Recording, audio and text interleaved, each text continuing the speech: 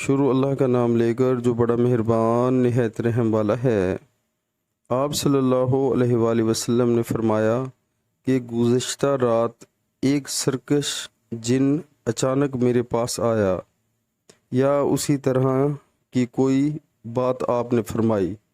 وہ میری نماز میں خلل ڈالنا چاہتا تھا، لیکن اللہ تبارک و تعالیٰ نے مجھے اس پر قابو دے دیا، اور میں نے سوچا کہ مسجد کے کسی ستون کے ساتھ اسے باندھ دوں تاکہ صبح کو تم سب بھی اسے دیکھو۔ پھر مجھے اپنے بھائی سلمان کی یہ دعا یاد آ گئی جو سورۃ صاد میں ہے، اے میرے رب، مجھے ایسا ملک عطا کرنا جو میرے بعد کسی کو حاصل نہ ہو۔